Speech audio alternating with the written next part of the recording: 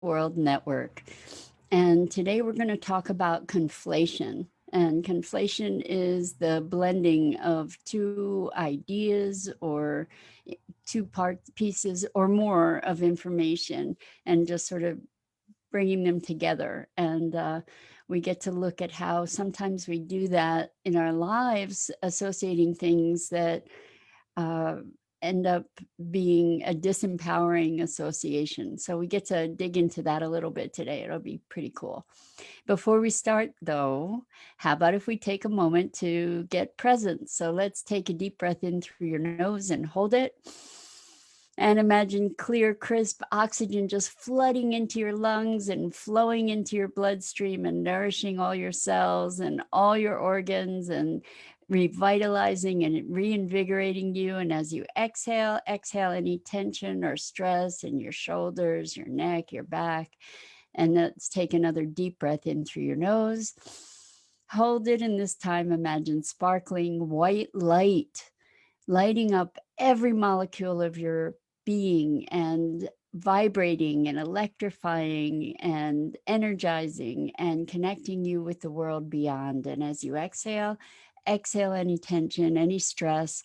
And now let's just gently press our palms together and really softly, softly, softly, softly rub your fingers against your palms to feel that wonderful tingling and tickling and the sensation of sensation.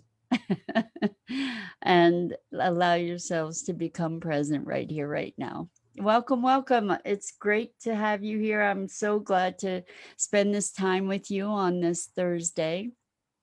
Uh, let's talk about conflation. So, I've recently become aware of uh, situations where people are assigning a relationship between two things that leaves them um, holding on to pain. And one of the areas that this shows up with some frequency is around the pain of loss of someone that we dearly love. And when so much of what we're faced with right now in this health crisis and craziness that's going on in the world is loss and loss of people we love, loss of opportunity, all kinds of loss. And one of the ways that maybe even where we have some social conditioning to hold on to the pain of that loss as a way to hold the memory of someone dear. And what happens is that pain becomes conflated with the notion of love, right? And holding someone close to our hearts. And the way that we hold them dear is that with this deep mixture of love and sorrow, love and pain. And part of that is generated from a fear of forgetting and a fear of losing the connection with that very dear person in our lives. And when we recognize that that's the dynamic at play, it gives us an opportunity to potentially connect more deeply with our actual love for that person and to feel the connection we feel with joy and appreciation and gratitude. And I don't know that this is a shift that can be made consciously. However, I believe that by consciously recognizing these associations, we can then consciously entertain other possibilities. And certainly there is a traumatic aspect of the loss that holds the grief in place, because we miss having these people in our lives. We miss being able to have that intimate physical connection with these people. The thing is that by keeping the relationship and the love for them alive through pain, uh, even in the grief, um,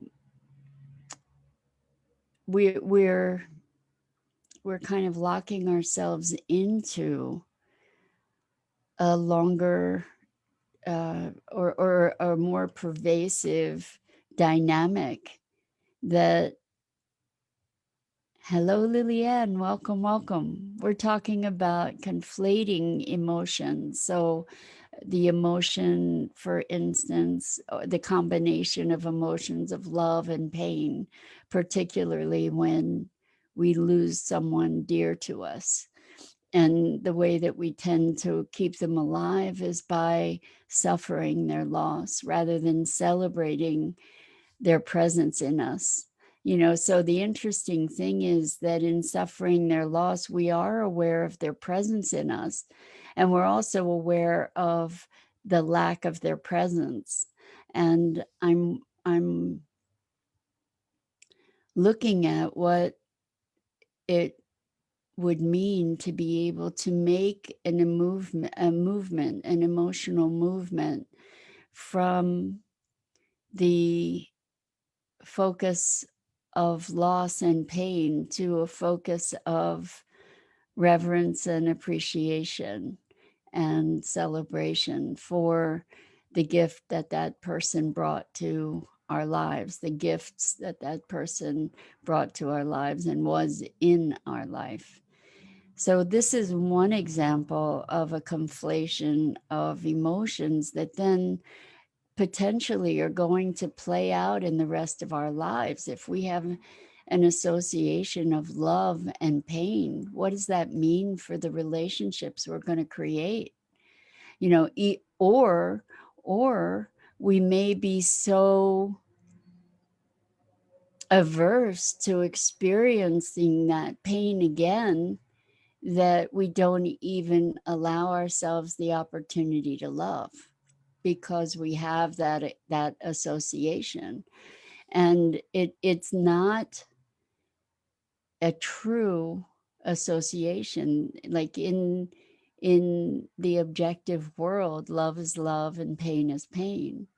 But when we conflate them, we play that out in our lives by, like I said, either avoiding that pain, so avoiding love, for example, or by creating a love relationship that replicates the pain as well. So I think this is a really interesting and important thing for us to look at in terms of our conscious awareness. And there are many examples of ways that we do this. For instance, I have a friend a couple friends, multiple friends that are in the arts, and we're talking about being starving artists. So, like, there is an association of suffering with self expression, or suffering with creativity, or struggle with creativity. And for instance, if you identify as the starving artist, how can you be abundant in life? even if you're doing the thing that your heart is calling you to do, if you have adopted this starving artist sort of conflation, you know, to be an artist and to be starving, I'm putting them together, and it's not entirely yours, because that's sort of, it's a social trope. I mean, it exists in our common conversation. But if that's something that you have adopted, then how can you how can you be abundant and hold that at the same time? And so what I'm wanting to do here, or desiring to do here, is to bring conscious the associations that we have for certain things, and then how they show up in our behavior and in our choices and in creating limitations for ourselves. So one example that I can come up with really easily, again, around the love and pain situation, is the loss of a dear pet. You know, not even, it's not limited to people, but the loss of a dear pet. And it can be so devastating when this companion dies that people often choose not to have another pet, have another companion, because the bond was so deep and the loss was so crushing. But there's so much joy to be had with a pet, right? There's so much companionship and love to be available there, that what a deprivation to impose upon yourself, to not be willing to experience the joy and love and connection again. Liliane, I love that you participate here so much. It just makes my heart so full. She says, when I miss my father or my grandparents, I use the beautiful memories to give me that love and good feeling in my heart. The same I felt when they were here, that the same as I felt when they were here. That's my way to change the loss and sadness and change it to the love feeling and happiness instead. For me, that helps. I still feel them around me every day and their loving energy.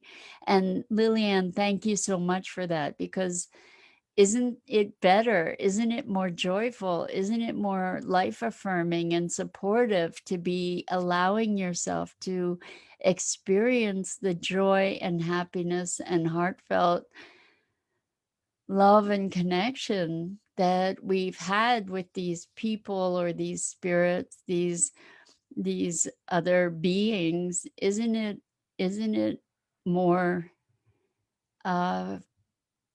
life affirming to be present to who they are in your heart, allow them to live in your heart as the light that they were, you know, as the light that they still are, because you can carry them in your heart in a way that their light still shines, rather than in a place of pain and loss, right? So I think we do have the opportunity to make conscious choices about where we place our focus and our attention and the energy of our emotions. And yesterday, with my coaching group, we had a conversation about connecting with others and transforming emotions. That's something we spoke about earlier this week, is transmuting emotions and looking at the energy of these emotions. So one person said, and I thought this was so powerful, and it was really interesting. We were talking about trauma, and this person was talking about how they were periodically dipping in and out of traumatic events, remembering traumatic events, and then recognizing the intensity of the energy of connecting back into that, and then using that energy, the power of that energy, to generate something new and powerful. And there was a belief, this is again conflation, there was a belief that it was necessary to be able to experience that trauma in order to connect with their clients who were traumatized. And what we came to was an awareness that perhaps we have the opportunity instead to connect to the intensity of the energy, to recognize the energy without the experience of the trauma. So when we connect with a loved one in our heart, even with the depth of sorrow, what we can do is not allow the story to take us over, but to feel into the intensity and the power of the energy of that emotion. And then we can redirect that emotion into perhaps a higher frequency of emotion. So Lillian says, yes, I know what you mean, but I always had seen when I lose one of my pets, they've sent me someone that's needed my help, and that helps me see just the loving instead of the sadness. Well, that's beautiful. So, I love that you're talking about that your pets send you someone. Like our pets, uh they're really rich spirit gifts in our lives, and guardians, and companions, and they definitely operate on another level, for sure, for sure. So Liliane says, other pets that need my help for healing and my love. In that way, I also get the love I lost from my pet that I love and missed. So it sounds like what you're saying is that when a pet passes, it puts another pet in your path so that you can lavish that new pet who needs your love with love and affection. And that, what a gift. What a beautiful gift that is. I love it. And how generous of your pets to share you in that way with others. So, um, it's interesting. My connection to animals has always been so deep. So my pets have been some of my best friends in my whole life, some of my deepest loves. Even when I was a kid, when I was a kid, pets or animals were my best friends. And there was a story that my father used to tell me when I was really little. They took me into, we went into like Crystal Cave to explore it. And I got scared for whatever reason. And I just called out the name of all my animal friends, like, where are you? Where are you? Come protect me, just calling out from the protection of my animal friends. So my dad was a veterinarian, so animals have always been a really big part of my life. And I think that that animals have been a huge pathway to the experience of my heart, because they're so unconditional, right? They're unconditional in their loving and their being, and they're just pure spirits. So anyway, this idea of conflation. So what other kinds of things can we look at where there are conflations that don't necessarily serve us? Because we've been looking at the way that we set things up in our minds and our hearts, uh, the way that those things then impact our experiences and also our opportunities. So I'm trying to think what other kinds of things do we conflate. Um, Lillian says, I totally know what you mean. Animals always show up on my doorstep for help. Well, they know where to come, Lillian, right? They know who you are. They know where to find you. That's awesome.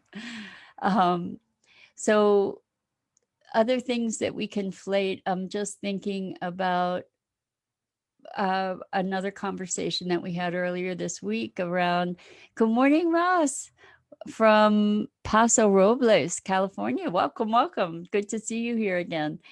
Another thing that we spoke about this week, which is a conflation, is I make a mistake, so therefore I'm a bad person, or I make a mistake, so therefore something's wrong with me, or I don't weigh what I want to weigh, and therefore I'm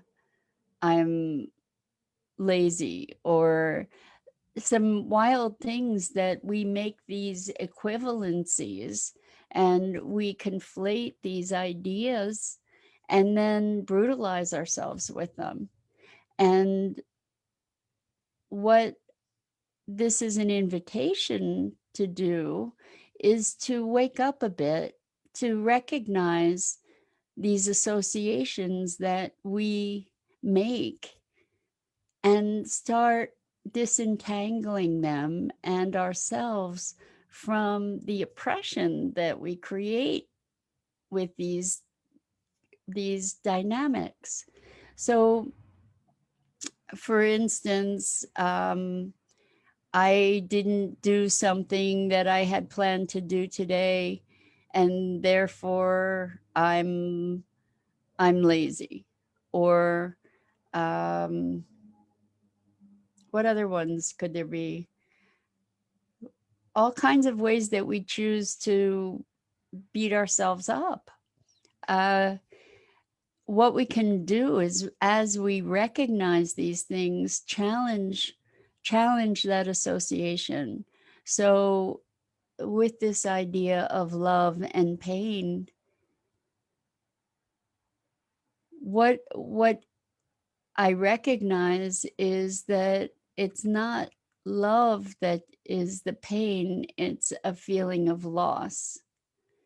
And so there's a story about loss, and this is what we were talking about early on, where we can recreate the story that we tell about the people that or the pets or the loved ones that have passed, um, rather than the story of them not being here, finding ways that they are here, like recognize that they are in your heart, even though you might initially feel a deep emptiness when someone makes a transition to another state, when someone dies, when someone is no longer present in your life. I know that um, I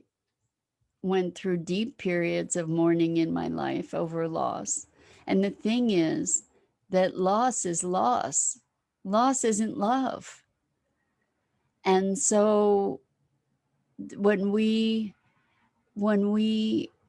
lose someone in our lives, we can be grieving the loss, but that's not love.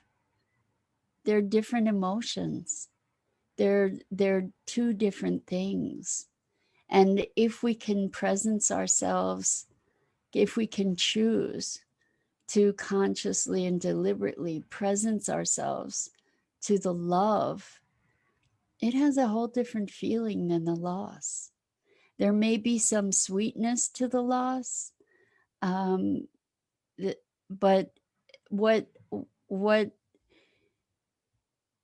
loss is about is something familiar not being there anymore. um, love is a feeling, an emotion that is full and expansive, and it may bring up tears, but it's it's an expansive richness. And it's not only through our sadness that we connect with those that we've lost. We can connect again by sourcing the love for them. And what happens is we have this love, and then what comes into the story is they're not here anymore. And the thing is that when you think of that person, you're presencing them, and you get to presence them with conscious intent, and with sourcing your love if you choose. And it's not as easy because I think human beings are so patterned into pain and loss.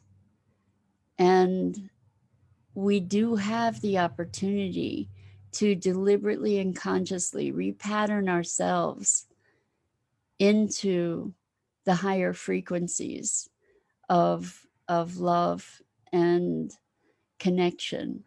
And even when someone's passed, we can source that connection.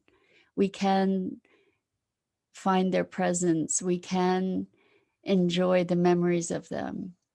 We can even recreate the warmth in our hearts of their presence, their physical presence, and allow ourselves to be reliving those moments, not as something that's gone away, but as something that we're actually bringing forth and conjuring into presence in this given moment. So the truth is that the human mind is unable to distinguish between true things that happened and things that were vividly imagined. So by imagining with vivid detail and vivid emotion the experience of someone that we deeply love, we are bringing them into presence. We are bringing them into being. And we do have that power. And Lillian says, yes, that's true. A loss is a loss, as you say. But if we use the love instead, beautiful feelings come back to us when they were here with us. Yes. Yes. So make the distinction for yourself. Give yourself the gift of understanding that loss is loss, love is love.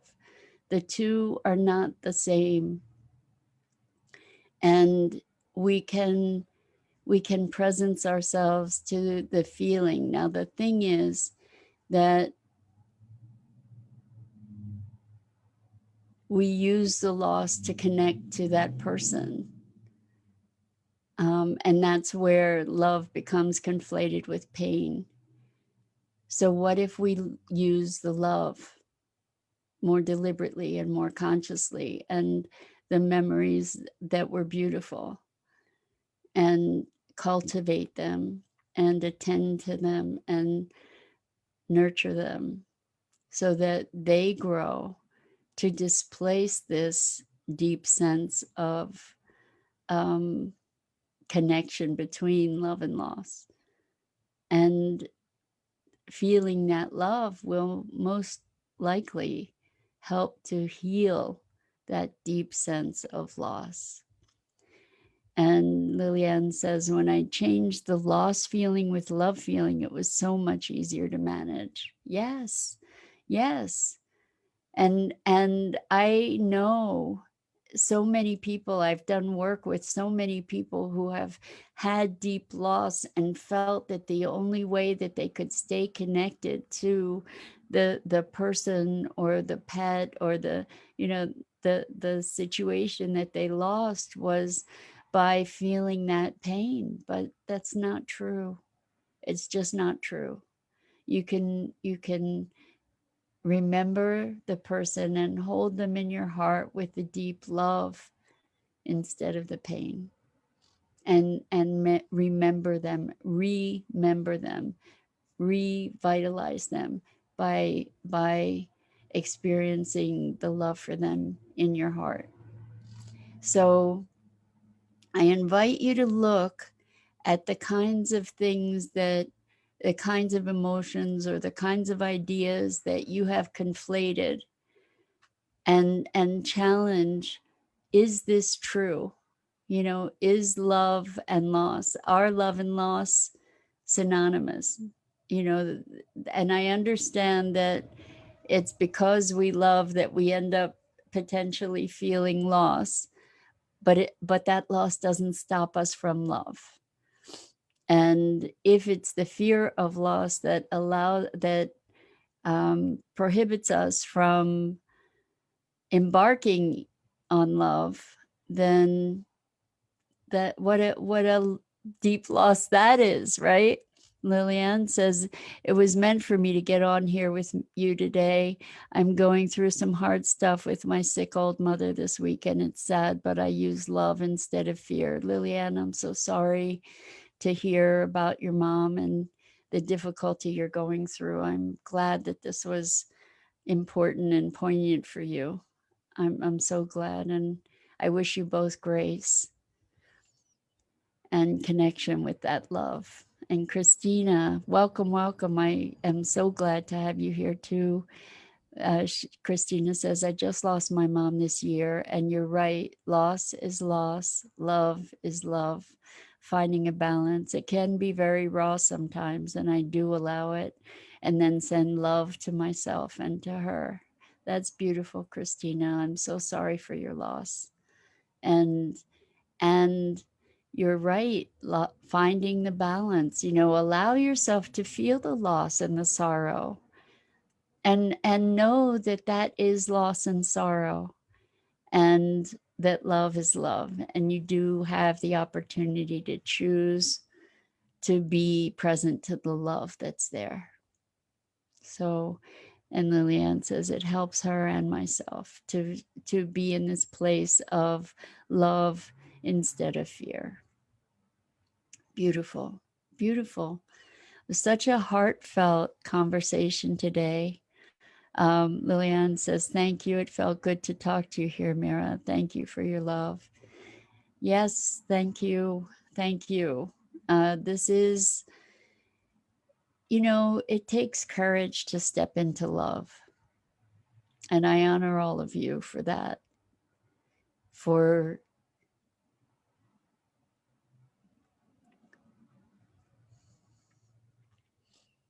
your willingness to choose love, to choose love. Because as we choose love, we are elevating the world. We are. And you're elevating yourself, you're elevating the people around you, you're elevating the field. So good morning, Gina. I'm so glad to have you here. We're just about wrapping up, so if you missed this was a really deep, beautiful conversation about how we tend to blend things that don't really equate with each other, such as love and loss. And so let's allow ourselves. Thank you, Lillian. Let's allow ourselves to find freedom by disentangling these things that limit our expression and our hearts. Okay? Try that, and sort of shine a light on these things that it seems that it's true until we start looking at it. You know, like love and loss have been paired for centuries, but the truth is love is love, loss is loss, and we can experience them independent of one another. And I think that's it for today. Lots and lots of love to you. And thank you so much for being here with me and engaging in conversations and these inquiries. And my heart goes out to you in your losses. And just, I encourage you to allow yourself to connect with the expansiveness of the love that you are. And Dido, I love you so much. And you're so welcome. Yeah, I choose to love. It takes courage. So we get to choose that. So much love to you guys. Whew. Have a wonderful, wonderful, loving day with all my heart.